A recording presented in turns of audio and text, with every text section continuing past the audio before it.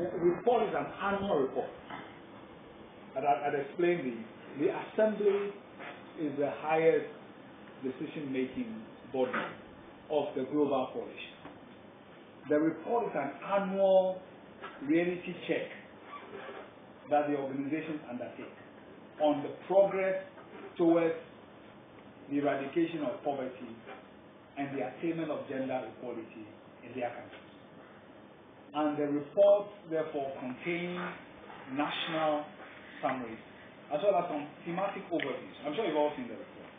Those of you who don't have it, you get copies before you leave.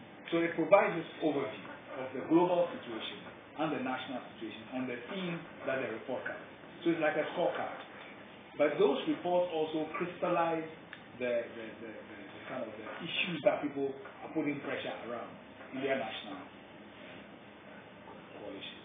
So we've had reports which are focused on water privatization. Okay? That contribution came from members of the coalition who are in the coalition against water privatization.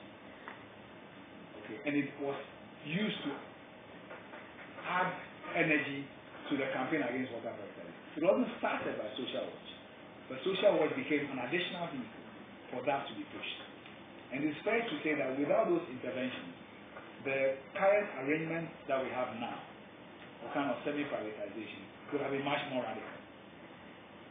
Okay, but that was one of the things that contributed. Because it gave the world outside there a picture that inside Ghana, privatization of essential services, one of the key issues that are generated was the national debate around water privatization. So the report is an annual scorecard for what is happening in each country in relation to the theme. So, and then it's used for lobby purposes and for public awareness building purposes. The assembly, which takes place once every 3 years, is an agenda setting event which is around a theme and defines a strategy for SOCIALWATCH going forward after a review of what has happened in the preceding 3 years. And also elects the members of the Global Coordinating Committee of SOCIALWATCH and affords the regions in SOCIALWATCH the chance also to define their own platform going forward. So in Africa, one of the things that we did in one of the last meetings was we asked, how could we get more Francophone countries to participate in SOCIALWATCH? In some times past, the concern was how could we get more countries in Eastern Europe to participate in SOCIALWATCH? And then an agenda is defined for identifying groups who might be interested to participate and so on and so forth. Well, SOCIALWATCH as a global network, actually, I must say that I personally, as somebody involved from the very beginning, I've been pleasantly surprised by the way it has grown and more countries are joining, because it offers great flexibility.